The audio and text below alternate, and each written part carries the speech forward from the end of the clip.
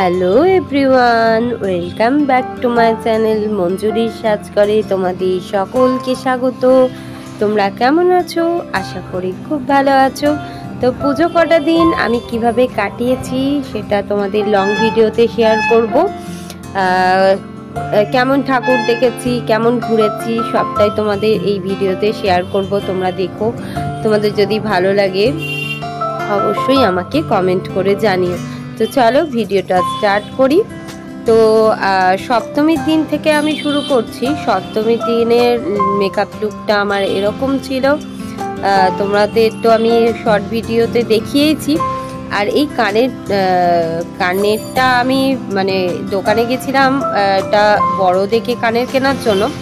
তারপর দেখলাম এই অক্সিডাইজের কানেরটা মানে আমার ভীষণ পছন্দ হলো। ভেবেছিলাম হয়তো ভালো লাগবে না কানে পরে, তারপরে দেখলাম সত্যি কানেরটা পরে যেন আমার লুকটাই অন্যরকম হয়ে গেল। তো এরকম কানের আমি আর একটা দিদিকে অর্ডার দিয়েছি গোল্ডেন কালারের। বিয়েবাড়িতে গেলেও কিন্তু একটা চোকারের সাথে যদি এরকম একটা কানের পরা যায় বিয়েবাড়িতে কিন্তু বেশ ভালোই লাগবে, কি বলো তোমরা?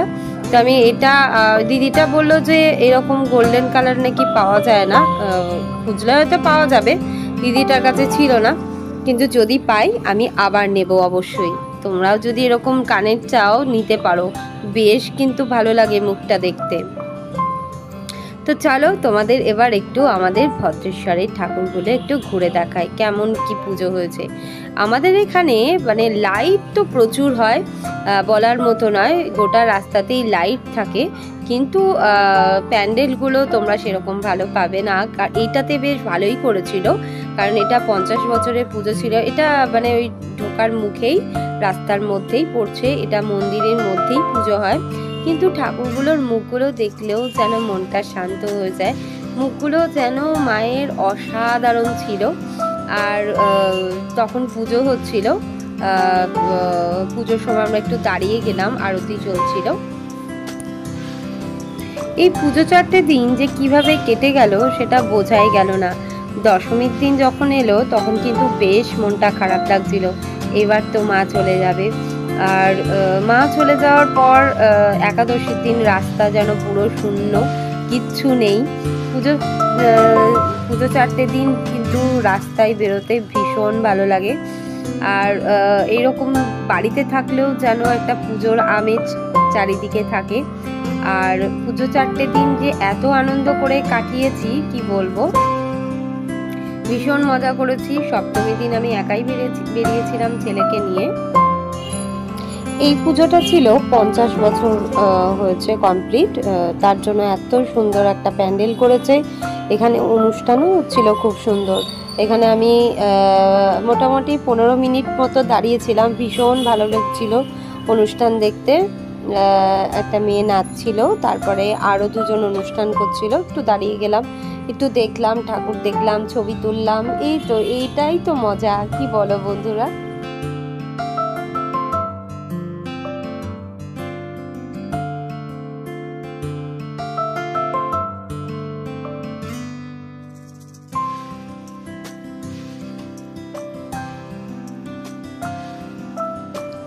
চলো এবার প্যান্ডেলের ভিতরে ঠাকুরটা কেমন করেছে তোমাদের দেখাই।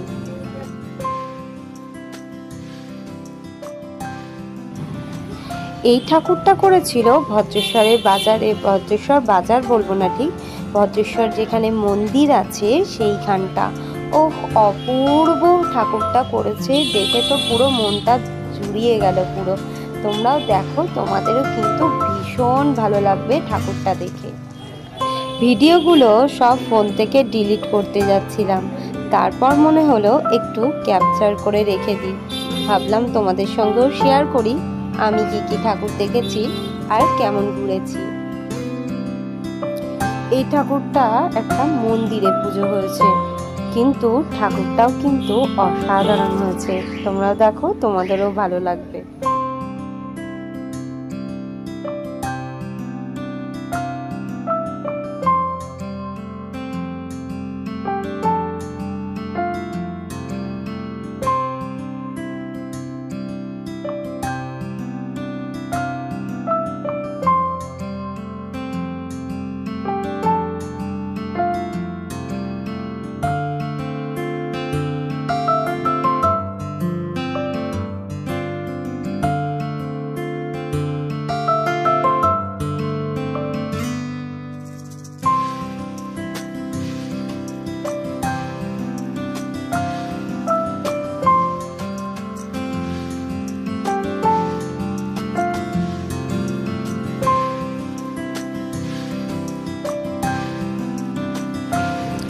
ভদ্রেশ্বর তলায় কিন্তু দুটো পুজো একসাথে হয়, একটা হচ্ছে ভদ্রেশ্বর মন্দিরের সামনেই একটা, আর একটা রোডের সামনেই। তো ওইখানেই পড়ছে দুটো পুজো। একটা ঠাকুর তো তোমাদের দেখালাম, আর এই ঠাকুরটা ঠিক রোডের সামনেই পড়ছে। এই ঠাকুরটার মূর্তিটাও ভীষণ সুন্দর করেছিল।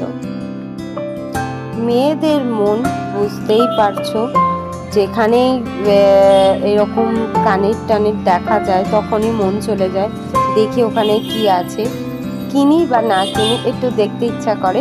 তো আমি একটু ভিডিও করে নিলাম, কানের গুলো সুন্দর সুন্দর ছিল, কিনিনি কিছু, কারণ আছে যখন আর ফালতু কিনে লাভ নেই। রাস্তায় এত লোকের সমাগম একমাত্র পুজোতেই দেখা যায়, কি বলো, কি ভালো লাগে না? টুকিটাকি মেলা বসেছিল এখানে। তো ভদ্রেশ্বর তলায় ভালোই ভিড় হয়, সপ্তমীর দিন বলো অষ্টমীর দিন বলো। তো তোমাদের কেমন লাগলো আমাদের ভদ্রেশ্বরের এদিকটা? এবার তোমাদের দেখাবো দীঘার ঠাকুরগুলো। তো চলো এবার দীঘার ঠাকুরগুলো দেখায় কেমন হয়েছে। ওটাও কিন্তু আমাদের ভদ্রেশ্বরের মধ্যেই পড়ছে, ঠিক স্টেশনের উল্টো দিকে।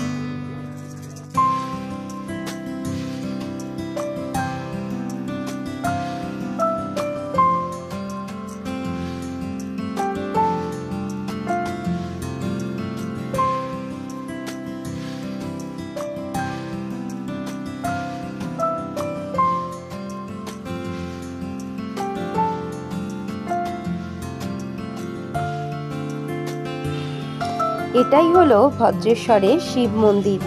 এই ভদ্রেশ্বর তলা থেকেই এই জায়গার নাম হয়েছে ভদ্রেশ্বর। মানে এখানে শিবরাত্রিতে যে এত ভিড় হয়, প্রত্যেক দিনই পুজো হয়, শিবরাত্রি কেন মানে যে কোনো এতে এত ভিড় হয় আমি তো আসতেই পারি না, কারণ আমাদের বাড়ির থেকে এই শিব মন্দিরটা অনেকটাই দূরে, তাই আসা হয় না।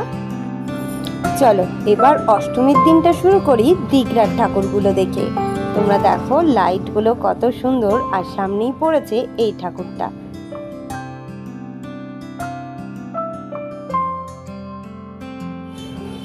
আবার এসো মা, আবার একটা বছরের অপেক্ষা, আমরা সবাই তোমার জন্য অপেক্ষা করে থাকবো আবার একটা বছর। আমরা সত্যি পুজোর জন্য যে কত অপেক্ষা করে থাকি কি বলবো। এরপরে তো আসছে কালী পুজো, তারপরে আমাদের এখানে বিশাল বড় করে হয় জগদ্ধাত্রী পুজো, সেটা তো অবশ্যই তোমাদের সাথে শেয়ার করব। আমাদের জগদ্ধাত্রী পুজো এখানে তো কি বলবো, আমাদের জগদ্ধাত্রী পুজোটাই এখানে বিশাল বড় করে হয়। আর রাস্তায় দুর্গা পুজোয় তো এরকম কম কম লাইট দেখছো, জগদ্ধাত্রী পুজোয় যখন ভিডিওগুলো শেয়ার করব তোমরা দেখো রাস্তায় লাইট কত রকমের থাকে। আর কালী পুজো থেকেই যেন আমাদের ভদ্রেশ্বরটা পুরো সেজে ওঠে, সবার বাড়িতে পুরো লাইট জ্বলে। আর সন্ধেবেলাটা এত ভালো লাগে, ছাদে উঠলে মন ভরে যায়। সবার বাড়িতে এত সুন্দর সুন্দর লাইট, রাস্তায় এত লাইট, প্যান্ডেল, মাইক বাজে, মানে কি বলবো, পুজোর ওই কটা দিন তো কোনো কথাই থাকে না, ঘরে তো মনই টেকে না। আর দুর্গা পুজোটা সত্যি এবছর তো খুব তাড়াতাড়ি হয়ে গেল, এত তাড়াতাড়ি পুজোও ভালো লাগে না। অক্টোবরে যেমন পুজো হয় সেরকমই হওয়া উচিত, কারণ একটু দেরিতে পুজোটা হলে এই পুজোগুলোও কিন্তু একটু দেরিতেই হয়। তো এই মাসে তো অক্টোবর মাসেই কালী পুজো, জগদ্ধাত্রী পুজো সব একসাথে পড়ে গেছে, তো আর কি আর করা যাবে, তো আমাদের এইভাবেই কাটাতে হবে পুজোটা। তো আবার কালী পুজো আসছে, আবার কিন্তু আনন্দ, আর জগদ্ধাত্রী পুজো আসছে, আবার আমাদের আনন্দ। আমরাও কিন্তু অনেক অপেক্ষা করে থাকি এই জগদ্ধাত্রী পুজোর জন্য। এই প্যান্ডেলের সামনেটা দেখে মনে হচ্ছে অতি সামান্য একটা প্যান্ডেল, কিন্তু ভিতরে গিয়ে দেখলাম যেন বৃন্দাবনে চলে এসেছি, এতটা সুন্দর ভিতরটা করেছে। আর অনেকটা জায়গা ছিল, পুরো রোডটা ওরা নিয়েছিল, এটা হচ্ছে মেন রোড। সামনেটা দেখো প্রচুর ভিড় ছিল, এই প্যান্ডেলটা দেখার জন্য অনেকে এসেছে, তো সামনেটা প্রচণ্ড ভিড় ছিল। তো চলো তোমাদের ভিতরে গিয়ে দেখাই প্যান্ডেলটা কেমন করেছে।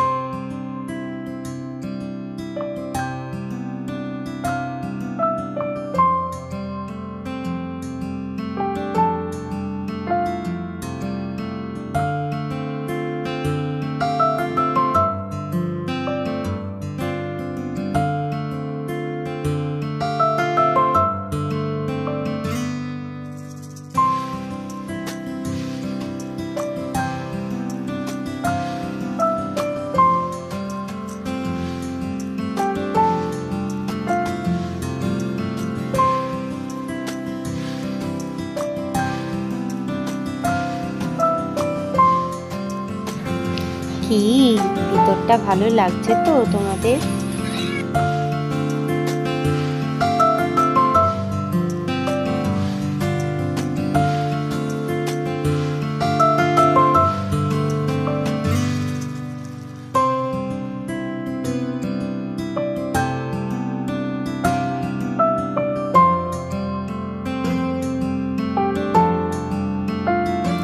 চলো এবার প্যান্ডেলের ঠাকুরটা দেখে নাও কেমন করেছে।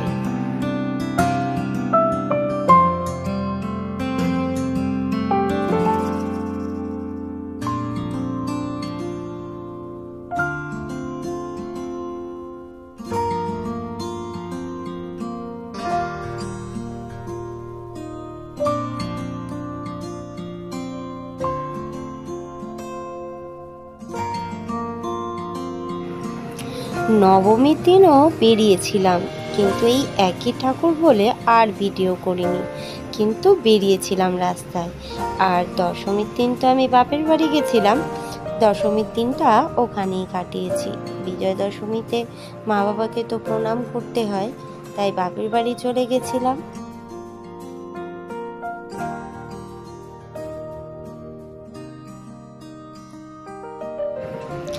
বাপের বাড়ি গিয়েও সেই আর এক দুঃসংবাদ পেলাম, আমার প্রাণের প্রিয় দিদা আর বেশি দিন বাঁচবে না।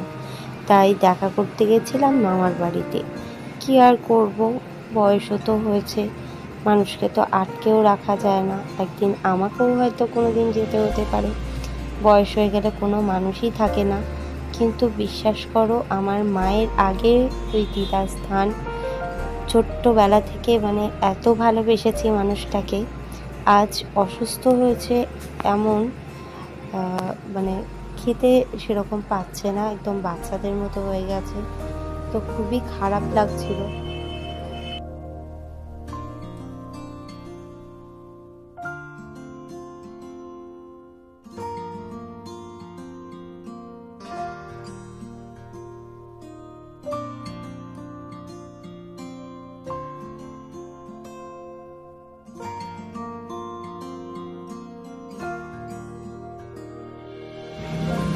আমরা এইভাবেই পুজো কাটিয়েছি।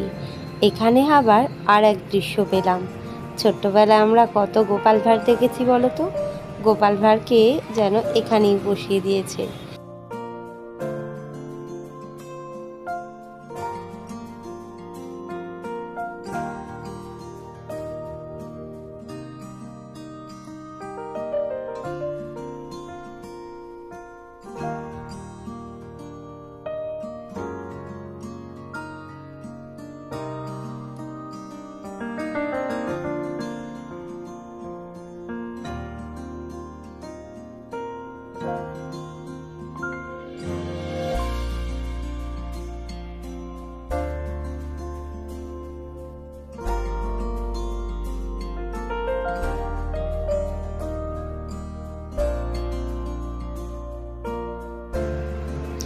এই পুজোটা হয়েছিল শ্যামসুন্দর ঘাটের সামনেই, একটা ওখানে পুজো হয় শ্যামসুন্দর ঘাটে।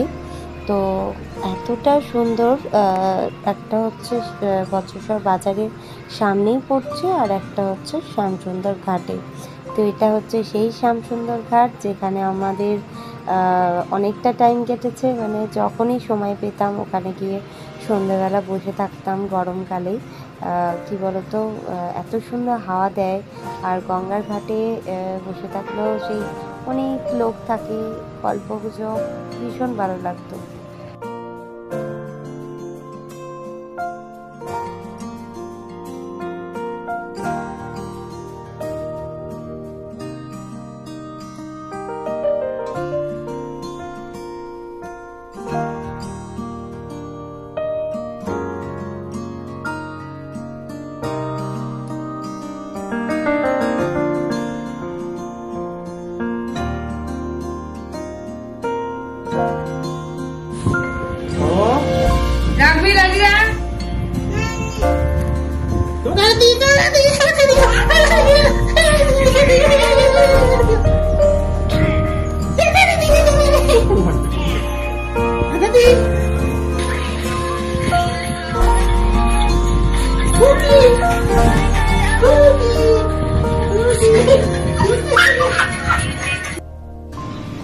আমার ভিডিও যদি ভালো লাগে অবশ্যই আমার চ্যানেলটা সাবস্ক্রাইব করে দিও, লাইক কমেন্ট শেয়ার করতে ভুলো না। তো চলো, এইভাবেই আমি পুজোটা কাটিয়েছি। তোমরাও আশা করি খুব ভালো করে পুজো কাটিয়েছো। তো আবার দেখা হবে পরের ভিডিওতে। আজ আসি, টাটা।